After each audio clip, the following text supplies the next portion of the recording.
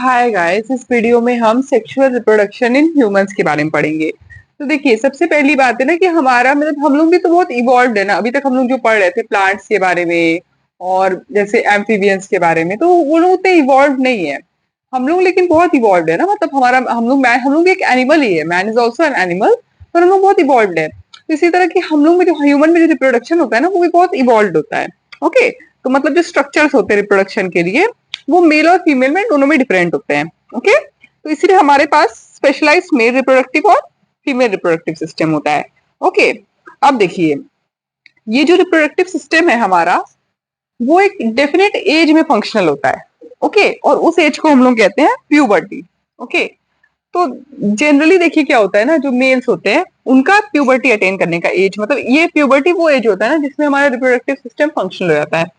तो मेल का जो एज होता है जब वो प्यूबर्टी या फिर फंक्शनल हो जाते हैं, मतलब रिप्रोडक्टिव मैच्योरेशन अटेन करते हैं, तो मेल का होता है 13 से 14 साल और फीमेल्स का होता है 10 से 12 साल। ठीक है, तो जो मेल्स होते हैं उनमें जो गैमिट्स होता है, देखिए ये तो हमने पहले भी पढ़ा था ना कि मेल मतलब गैमिट्स होते हैं, मेल गैमिट और फीमेल गैमिट। तो ये ह्यूमन रिप्रोडक्शन के केस में, रिप्रोडक्टिव सिस्टम में जो गैमिट्स होते हैं, मेल गैमिट, उसको हम स्पर्म्स कहते हैं। ओके, और जो हमारे फीमेल गैमिट होते हैं उसे हम ओवा कहते हैं।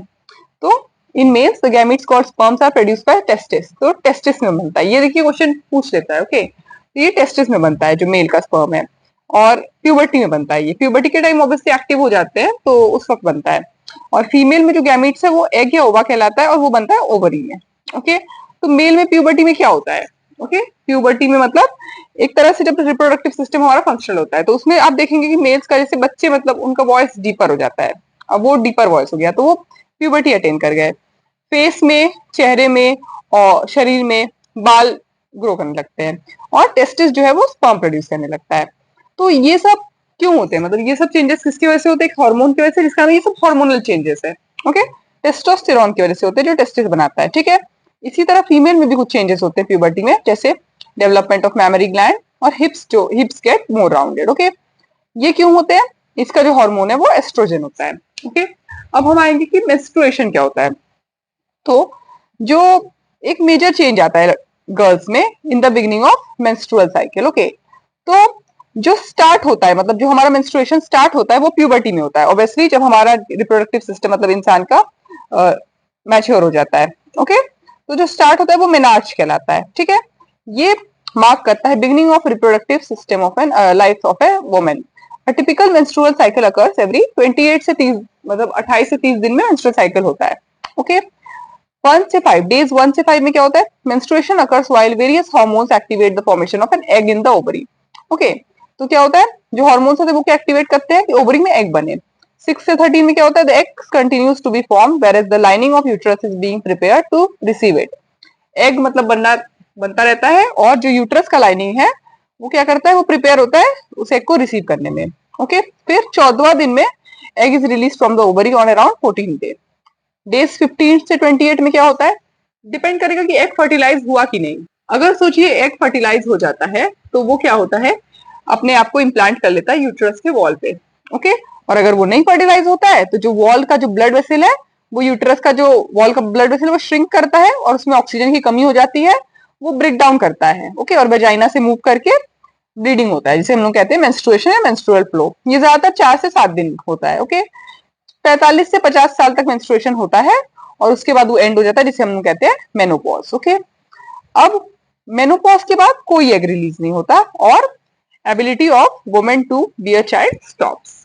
ओके, अब हम आएंगे मेल रिप्रोडक्टिव सिस्टम में। So human males have sex organs that are outside the body. तो इनका ऑर्गन जो आउटसाइड द बॉडी होता है। Genitals is another term for sex organs, particularly those that are external. Okay, the penis is located in the front of the body between the legs.